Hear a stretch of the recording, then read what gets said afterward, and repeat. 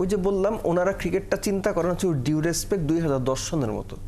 ওনাদের ক্রিকেট চিন্তা এখন থেকে 15 বছর আগে, ওনাদের মতো ক্রিকেট চিন্তা কেউ করে না, জিম্বাবুয়েও করে না। আপনি শান্তর কথা এক্সপিরিয়েন্স মানে কেন চিন্তা করবেন? সূর্যবংশীর 14 বছর বয়স, দুনিয়া কাঁপিয়ে দিয়েছেন ব্যাটিং দিয়ে। তার এক্সপিরিয়েন্স কথা যদি চিন্তা করতেন তাহলে তাকে খেলাতেন না। বিসিবির বাইরে থাকেন তখন প্রচুর বড় বড় কথা বলেছেন বিভিন্ন সময়। যখন দায়িত্বে এসেছেন, চেয়ার পেয়েছেন, ওই চেয়ারে আগে যারা ছিলেন ওনারা তাদের চেয়ে ব্যর্থ।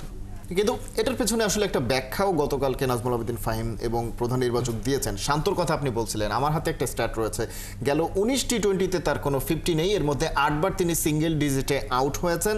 এবং আপনি যেটা বলছিলেন যে ফরচুন বরিশালের হয়ে 5টা ম্যাচ খেলার পরে পুরোটা সিজনই তিনি কিন্তু ডাগ আউটেই বসেছিলেন। সো তারপরও শান্তকে পিক করার কারণ হচ্ছে এই দলটাতে অভিজ্ঞতার অভাব রয়েছে, সেটা চিন্তা করে একমাত্র লিটন দাস ছাড়া আর কেউ এরকম অভিজ্ঞ নেই। শান্তর অভিজ্ঞতাটা বাংলাদেশ দল কাজে লাগাতে চায়। টি20তে আসলে এই অভিজ্ঞতাটা বাংলাদেশের কতটা কাজে আসবে? ওই যে বললাম ওনারা ক্রিকেটটা চিন্তা করেন হচ্ছে ডিউ রেসপেক্ট 2010 সনের মতো। ওনাদের ক্রিকেট চিন্তা এখন থেকে 15 বছর আগে, ওনাদের মতো ক্রিকেট চিন্তা কেউ করে না, জিম্বাবুয়েও করে না।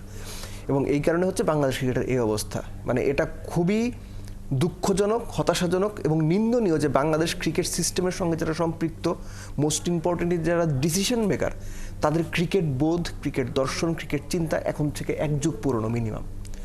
আপনি শান্তর কথা এক্সপিরিয়েন্স মানে কেন চিন্তা করবেন? সূর্যবংশীর 14 বছর বয়স, দুনিয়া কাঁপিয়ে দিয়েছেন ব্যাটিং দিয়ে।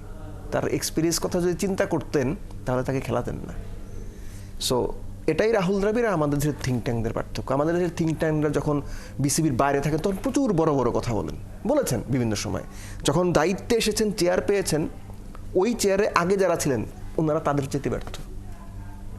ওনাদের কার্যকলাপ আগে যারা ছিলেন তাদের চাইতে খারাপ, ওনাদের চিন্তা ভাবনা আগে যারা ছিলেন তাদের চাইতে দুর্বল। সো ওনাদের কথা আমরা ভরসা কেন রাখবো? কোনো কারণ নেই ভরসা রাখার।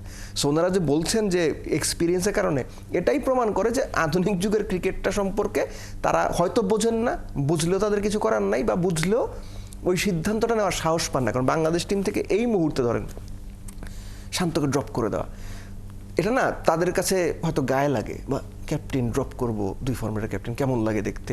এই যে ইফস অ্যান্ড বার্ডস, লোকে কি বলবে? ছোটবেলায় কবিতা পড়তে, পাছে লোকে কিছু বলে যে করিতে পারি না কাজ, সদা ভয় সদা লাজ, সংশয়ে সংকল্প সদা টলে, পাছে লোকে কিছু বলে। বাংলাদেশ ক্রিকেট বোর্ড ঠিক ওইভাবেই চলে, পাছে লোকে কিছু বলে এটা চিন্তা করে তারা দল সাজায়, পরিকল্পনা সাজায়, সেই অনুযায়ী এক্সিকিউট করে, যথারীতি দল খারাপ করে।